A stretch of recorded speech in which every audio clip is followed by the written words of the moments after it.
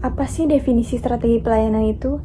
Strategi pelayanan merujuk pada serangkaian tindakan dan kebijakan yang diterapkan oleh perusahaan untuk memberikan pengalaman layanan yang memuaskan kepada pelanggan. Tujuan utama dari strategi pelayanan adalah untuk memastikan bahwa perusahaan dapat memenuhi bahkan melampaui ekspektasi pelanggan dengan cara yang konsisten, efisien, dan bernilai. Berikutnya ada elemen utama strategi pelayanan. Yang pertama ada sumber daya manusia. Keterampilan dan sikap pegawai sangat berperan dalam menyampaikan pelayanan yang berkualitas. Yang kedua ada teknologi. Penggunaan teknologi yang tepat dapat meningkatkan efisien pelayanan serta meningkatkan kepuasan pelanggan. Yang ketiga ada proses operasional. Proses yang efisien dan terorganisir akan mengurangi waktu tunggu dan mengurangi kemungkinan kesalahan dalam pelayanan. Berikutnya ada 4 karakteristik layanan. Yang pertama, intangibility atau tidak berwujud.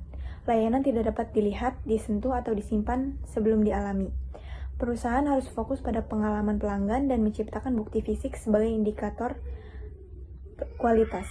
Contohnya, hotel meningkatkan citra dengan desain interior, layanan ramah, dan fasilitas terawat.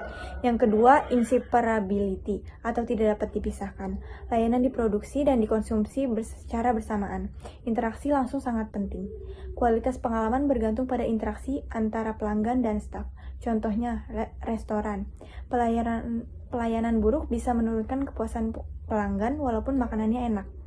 Yang ketiga ada prisability atau dapat rusak. Layanan tidak bisa disimpan atau dijual ulang.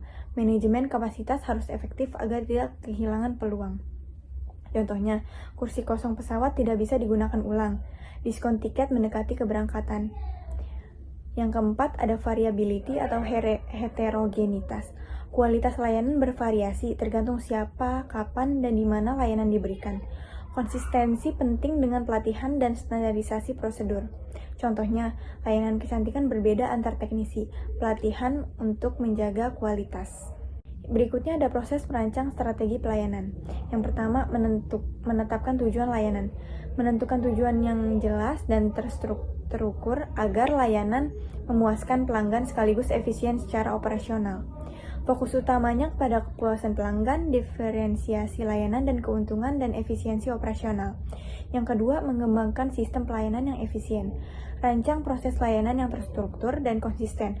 Manfaatkan teknologi modern untuk otomatisasi dan mempermudah akses pelanggan sehingga layanan lebih cepat dan berkualitas. Yang ketiga, membangun pengalaman pelanggan. Fokus pada kualitas layanan, personalisasi, dan hubungan jangka panjang untuk membangun loyalitas. Yang keempat, mengelola interaksi dengan pelanggan. Pastikan staf terlatih dengan keterampilan komunikasi yang baik untuk memberikan layanan yang profesional dan responsif. Yang kelima, ada mengelola umpan balik pelanggan. Kumpulkan dan analisis umpan balik secara rutin, serta tanggapi keluhan dengan cepat untuk mempertahankan kepercayaan dan kepuasan pelanggan.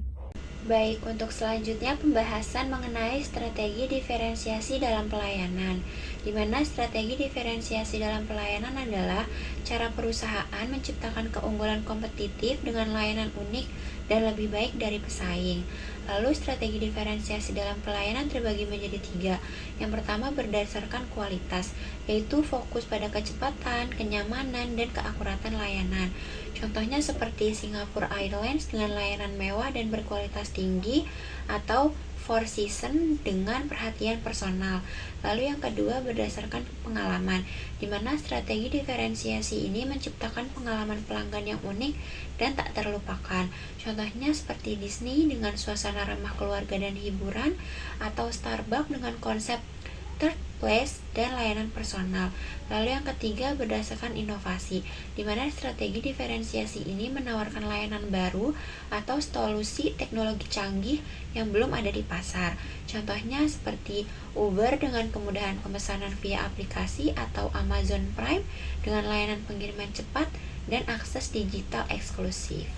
Selanjutnya yaitu pemasaran jasa dan pelayanan, di mana pemasaran jasa dan pelayanan ini fokus pada membangun hubungan jangka panjang yang saling menguntungkan dengan pelanggan, bukan hanya penjualan sekali.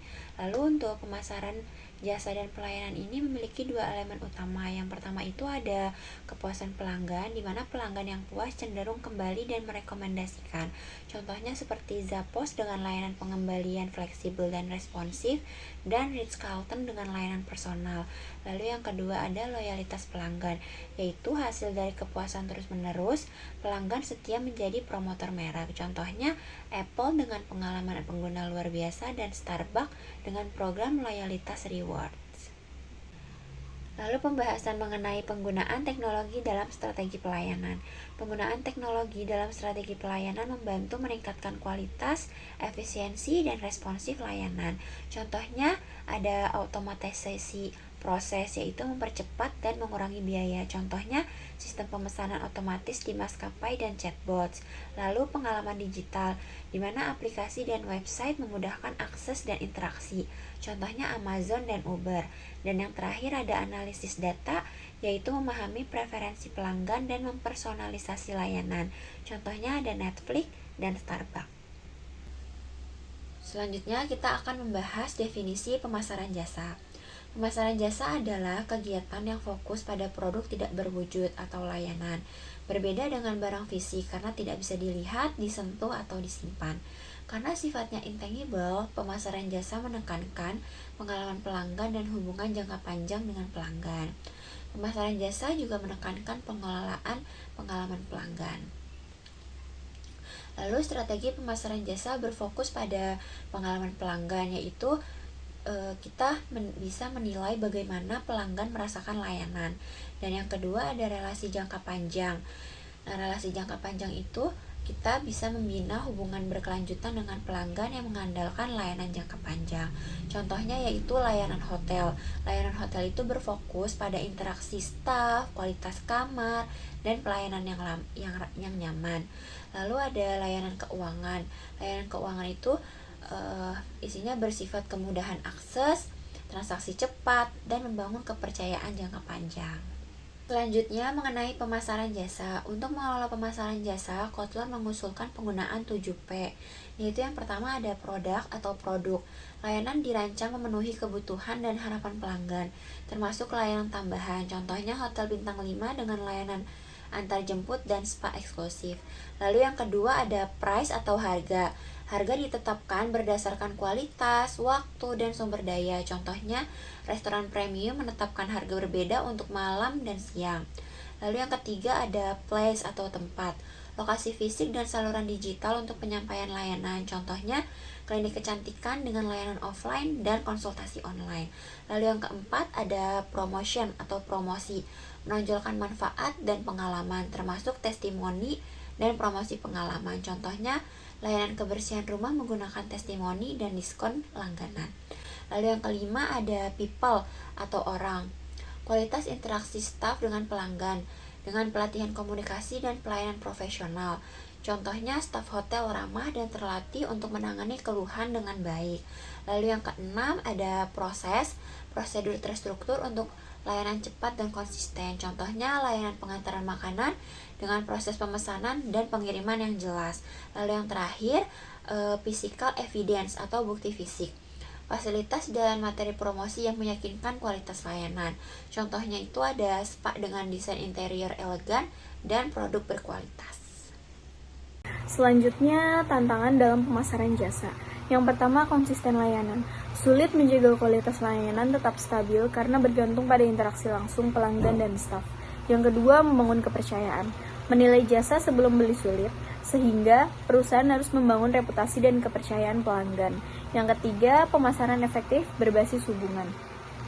Fokus pada membangun hubungan jangka panjang, bukan penjualan sekali saja. Yang keempat, membangun citra positif. Perlu penceritaan pengalaman dan bukti sosial untuk menarik pelanggan. Yang kelima, mengelola harapan pelanggan. Pastikan janji layanan realistis dan pelanggan mendapat informasi jika terjadi masalah. Selanjutnya, kepuasan pelanggan dalam pemasaran jasa. Yang pertama, memahami dan mengelola harapan pelanggan. Perusahaan harus jelas mengomunikasikan layanan yang diberikan dan memastikan memenuhi atau melebihi ekspektasi pelanggan. Contoh, hotel bintang 5 yang memenuhi permintaan khusus pelanggan saat reservasi. Yang kedua, menangani keluhan dan umpan balik secara efektif. Keluhan menjadi peluang memperbaiki layanan dengan respon cepat dan solusi tepat. Contoh, perusahaan internet yang cepat menanggapi gangguan jaringan dan memberikan kompensasi. Yang ketiga, fokus pada customer experience. Setiap interaksi harus memberikan pengalaman positif agar pelanggan loyal dan merekomendasikan layanan. Contoh, Spotify memberikan pengalaman personal lewat fitur dan rekomendasi musik sesuai preferensi. Selanjutnya ada diferensiasi dalam pemasaran jasa. Diferensiasi dalam pemasaran jasa penting untuk menciptakan nilai unik dan menarik pelanggan. Kotler menyarankan 3 cara utama. Yang pertama, layanan lebih cepat, ramah, dan mudah diakses. Kecepatan dan kenyamanan jadi nilai jual utama. Contoh, Gojek dan GrabFood yang menawarkan pengantaran cepat dengan aplikasi mudah dan pengemudi yang ramah. Yang kedua, pengalaman pelanggan yang unik dan personal. Suasana nyaman dan interaksi personal membuat pelanggan betah dan loyal. Contohnya seperti Starbucks dengan suasana kafe nyaman, desain konsisten, dan barista yang menyapa pelanggan dengan ramah. Yang ketiga, pemanfaatan teknologi untuk kemudahan dan pengalaman. Teknologi mempermudah akses dan meningkatkan kenyamanan layanan. Contohnya, Halodoc menyediakan konsultasi medis online dan beli obat tanpa harus ke klinik. Strategi pemasaran relasional. Yang pertama, komunikasi terus-menerus, menjaga komunikasi konsisten dengan pelanggan agar merasa dihargai. Memberikan nilai tambah, diskon, layanan eksklusif, atau penghargaan loyalitas untuk mempertahankan pelanggan. Yang ketiga, meningkatkan kepuasan pelanggan. Memberikan pengalaman keseluruhan yang menyenangkan dan memperhatikan ekstra. Yang keempat, personalisasi layanan. Menyesuaikan layanan sesuai preferensi pelanggan untuk hubungan lebih dekat. Yang terakhir, ada membangun komunikasi pelanggan. Membentuk komunitas agar pelanggan merasa terhubung dan loyal. Selanjutnya, inovasi dalam pemasaran jasa. Yang pertama, penggunaan teknologi baru untuk mempercepat dan mempermudah layanan. Yang kedua, penciptaan layanan tambahan yang menambah nilai bagi pelanggan. Yang ketiga, peningkatan pengalaman pelanggan dengan interaksi yang lebih personal dan menyenangkan. Yang keempat, pemanfaatan big data dan AI untuk personalisasi dan efisiensi layanan. Yang kelima, penyempurnaan layanan berbasis cloud agar lebih fleksibel dan mudah diakses. Selanjutnya, pemasaran jasa di era digital. Yang pertama, dengan menggunakan situs web untuk menyediakan informasi dan akses layanan. Yang kedua, menggunakan media sosial untuk membangun hubungan dengan pelanggan supaya lebih dekat. Yang ketiga, mengembangkan aplikasi mobile untuk kemudahan akses layanan. Yang keempat, pemasaran digital melalui iklan dan SEO. Yang kelima, menggunakan chatbot dan AI untuk layanan pelanggan. Sekian presentasi dari kelompok kami, kurang lebihnya mohon maaf. Wassalamualaikum warahmatullahi wabarakatuh.